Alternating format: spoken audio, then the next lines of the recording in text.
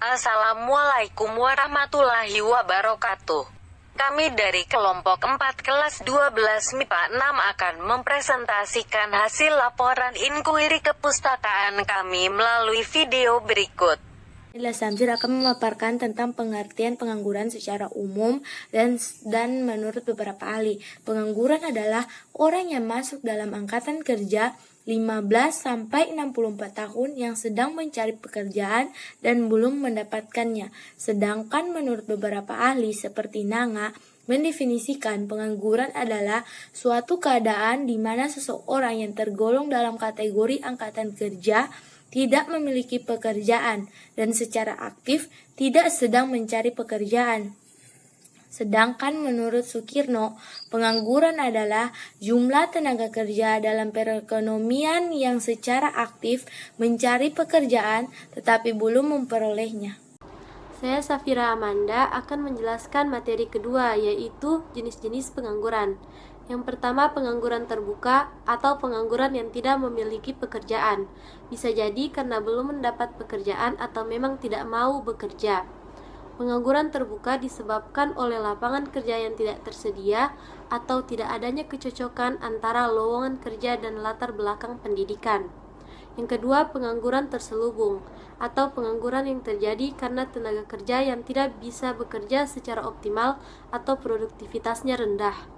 Kondisi ini bisa disebabkan karena ketidaksesuaian latar belakang pendidikan atau pekerjaan tidak sesuai dengan bakat dan kemampuan pekerja. Yang ketiga, pengangguran siklikal. Kondisi ini terjadi karena adanya perubahan dalam kegiatan perekonomian negara. Mundurnya perekonomian akan mengakibatkan daya beli masyarakat yang juga menurun, sehingga perusahaan akan mengurangi produksi dan memberhentikan karyawannya. Yang keempat, pengangguran struktural. Kondisi ini disebabkan oleh adanya perubahan struktur perekonomian yang memerlukan keterampilan-keterampilan baru. Hal tersebut dapat mengakibatkan pencari kerja tidak mampu memenuhi persyaratan yang ditentukan oleh pembuka lapangan kerja. Selanjutnya akan dilanjutkan oleh Umi Kulsum. Saya akan melanjutkan jenis-jenis pengangguran yang tadi telah dibacakan oleh Safira Amanda. Yang kelima, pengangguran friksional. Kondisi ini terjadi karena adanya kesulitan mempertemukan pihak pencari kerja dengan pihak yang menyediakan lapangan kerja. Hal ini disebabkan karena adanya kendala informasi, waktu, ataupun jarak geografis. 6. Pengangguran teknologi. Pengangguran ini disebabkan oleh adanya perkembangan teknologi yang menyebabkan tenaga kerja manusia diganti menjadi mesin. Perusahaan cenderung lebih memilih tenaga mesin dibanding tenaga manusia karena lebih cepat, mudah, dan hemat biaya. 7. Pengangguran musiman. Kondisi ini disebabkan oleh siklus ekonomi yang berfluktuasi karena adanya pergantian musim sehingga pekerja harus menghentikan aktivitas produksi untuk sementara. Biasanya terjadi pada bidang pertanian dan perikanan seperti petani dan nelayan. 8. Setengah pengangguran, di mana kondisi ini merupakan pekerja yang mempunyai pekerjaan, namun jam kerjanya sedikit, biasanya kurang dari 35 jam dalam seminggu. Nama saya Yunita Nur Amalia akan menjelaskan mengenai faktor-faktor penyebab pengangguran. Yang pertama, pengangguran friksional. Jenis pengangguran ini biasanya disebabkan karena transisi sementara dalam kehidupan seseorang. Misalnya, kondisi ketika seseorang meninggalkan pekerjaan lama namun belum menemukan pekerjaan baru atau ketika lulusan baru yang sedang mencari pekerjaan. Yang kedua, pengangguran siklis. Jenis pengangguran ini disebabkan karena pengurangan tenaga kerja sebagai akibat dari siklus bisnis atau fluktuasi ekonomi seperti resesi. Ketika kondisi ekonomi memburuk karena pengaruh penurunan permintaan konsumen untuk barang dan jasa, maka semakin menurun produksi dan semakin sedikit pula pekerja yang dibutuhkan. Hal ini membuat pelaku bisnis terpaksa mengurangi pekerja demi memotong biaya. Ketiga, pengangguran struktural. Jenis pengangguran ini terjadi ketika ada ketidakcocokan antara keterampilan yang dimiliki pekerja dengan yang dibutuhkan perusahaan. Biasanya ini terjadi karena ada perubahan pada ekonomi seperti yang disebabkan oleh industrialisasi atau globalisasi. Keempat, pengangguran musiman. Seperti namanya, jenis pengangguran ini menggambarkan situasi ketika pekerja menjadi pengangguran pada waktu-waktu tertentu dalam setahun ketika permintaan menurun. Biasanya ini terjadi pada industri musiman seperti pertanian, pariwisata, atau konstruksi. Saya Winnie Wahdini Sudin akan menambahkan dari penjelasan Yunita Nur Amalia tentang penyebab terjadinya pengangguran. Yang kelima, yaitu pengangguran jangka panjang. Pengangguran jangka panjang juga dapat disebabkan karena beberapa faktor seperti resensi rekrut. Istilah pengangguran jangka panjang ditunjukkan pada orang yang tidak memiliki pekerjaan selama 27 minggu atau lebih. Pengangguran jangka panjang bisa disebabkan karena jenis pengangguran siklis atau struktural. Dengan kata lain, pengangguran jangka panjang bisa disebabkan karena resensi atau karena skill pekerja tidak sesuai dengan yang dibutuhkan pasar. Yang keenam, pengangguran klasik. Jenis-jenis pengangguran lainnya adalah pengangguran klasik. Pengangguran ini biasanya terjadi karena situasi di mana upah lebih tinggi daripada yang dapat didukung oleh hukum penawaran atau permintaan. Biasanya terjadi karena perusahaan harus membayar lebih per karyawan. Akibatnya mereka hanya mampu menggaji beberapa karyawan dan memaksa mereka memberhentikan yang lainnya. Yang ketujuh, pengangguran terselubung. Biasanya, jenis pengangguran ini terjadi dalam situasi di mana perusahaan mempekerjakan karyawan dalam jumlah terlalu banyak, sehingga mengurangi produktivitas individu di dalamnya. Jenis pengangguran ini umumnya dapat ditemukan di negara berkembang, di mana peningkatan populasi menghasilkan peningkatan dalam angkatan kerja. Yang kedelapan, pengangguran kasual. Jenis pengangguran ini terjadi ketika pekerja tidak memiliki pekerjaan karena kontrak kerja yang berakhir. Biasanya ini terjadi pada pekerja yang dipekerjakan secara harian atau kontrak, di mana mereka harus meninggalkan pekerjaan begitu kontrak berakhir. Pengangguran yang dihadapkan pada situasi ini dianggap menganggur sampai menemukan pekerjaan lain atau sampai memperbarui kontrak dengan perusahaan yang sama untuk menyelesaikan pekerjaan baru. Saya Semia Dila Samsir akan memaparkan tentang dampak pengangguran. Dampak pengangguran dibedakan menjadi dua, yaitu dampak pengangguran terhadap perekonomian suatu negara. Pengangguran berdampak negatif terhadap kegiatan perekonomian disebabkan karena pengangguran bisa menyebabkan masyarakat tidak dapat memaksimalkan tingkat kemakmuran yang dicapai. Hal ini terjadi karena pengangguran bisa menyebabkan pendapatan nasional real yang dicapai masyarakat akan lebih rendah daripada pendapatan potensial, pendapatan yang seharusnya. Oleh karena itu, kemakmuran yang dicapai oleh masyarakat pun akan lebih rendah. Kemudian, pengangguran akan menyebabkan pendapatan nasional dari sektor pajak berkurang. Hal ini terjadi karena pengangguran yang tinggi akan menyebabkan tingkat perekonomian menurun sehingga pendapatan masyarakat pun akan menurun. Dengan demikian, pajak yang harus diterima dari masyarakat pun akan menurun. Jika penerimaan pajak menurun, dana untuk kegiatan ekonomi pemerintah juga akan berkurang sehingga kegiatan pembangunan pun akan terus menurun. 2. Dampak pengangguran terhadap individu dan masyarakat. Pengangguran jika dibiarkan terus-menerus tentu akan berdampak negatif terhadap kegiatan ekonomi. Bila tingkat pengangguran tinggi akan menyebabkan tingkat kemakmuran rendah, bahkan dapat membahayakan stabilitas negara. Beberapa akibat pengangguran diantaranya adalah terjadinya bahaya kelaparan, tingkat pertumbuhan ekonomi rendah, pendapatan per kapita masyarakat rendah, dan angka kriminalitas tinggi. Nama saya Siti Nur Aisyah akan menjelaskan materi tentang tingkat pengangguran setiap tahunnya.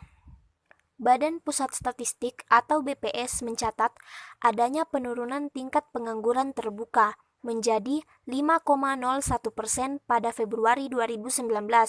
Saat ini, jumlah pengangguran di Indonesia menurut Badan Pusat Statistik berjumlah 6,82 juta orang. Secara keseluruhan, jumlah angkatan kerja pada Februari 2019 sebanyak 136,18 juta orang, naik 2,24 juta orang dibandingkan dengan Februari 2018. Komponen pembentuk angkatan kerja adalah penduduk yang bekerja dan pengangguran. Pada Februari 2019 sebanyak 129,36 juta orang adalah penduduk bekerja dan sebanyak 6,82 juta orang menganggur. Dibandingkan dengan setahun yang lalu, jumlah penduduk yang bekerja bertambah 2,29 juta orang, sedangkan pengangguran yang berkurang menjadi 50.000 orang. Nama saya Siti Nur Aisyah akan menjelaskan tentang materi Dasar Hukum Pengangguran, Peraturan Perundang-undangan Republik Indonesia yang berkaitan dengan pengangguran. 1. Undang-Undang Dasar 1945. Pasal 1 ayat 3. Negara Indonesia adalah negara hukum. Pasal 27 ayat 2. Tiap-tiap warga negara berhak atas pekerjaan dan penghidupan yang layak bagi manusia. Pasal 28D ayat 2. Setiap orang berhak bekerja serta mendapat imbalan dan perlakuan yang adil dan layak dalam hubungan kerja. Pasal 33 ayat 2 dan 3. Cabang-cabang produksi yang penting bagi negara dan yang menguasai hajat hidup orang banyak dikuasai oleh negara. Bumi dan air dan kekayaan alam yang terkandung di dalamnya dikuasai oleh negara dan dipergunakan untuk sebesar-besar kemakmuran rakyat. Pasal 34 ayat 1. Fakir miskin dan anak terlantar dipelihara oleh negara. Saya Santamolo akan menjelaskan tentang upaya yang dilakukan oleh pemerintah dalam mengatasi masalah pengangguran. Berikut ini beberapa upaya yang dilakukan oleh pemerintah dalam mengatasi masalah pengangguran, yaitu sebagai berikut. 1. Menciptakan lapangan pekerjaan seluas-luasnya.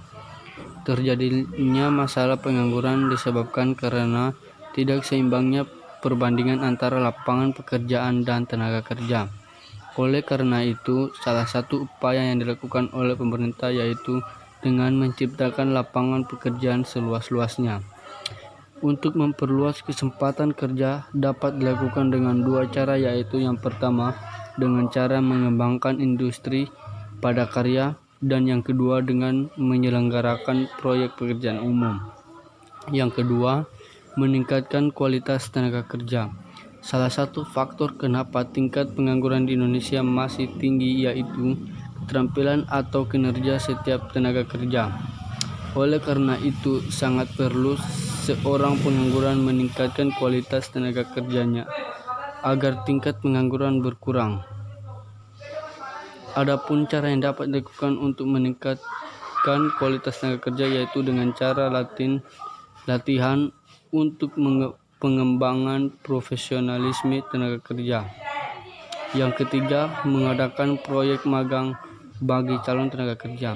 Salah satu cara pemerintah untuk mengurangi pengangguran yaitu dengan mengadakan salah satu proyek magang bagi calon tenaga kerja.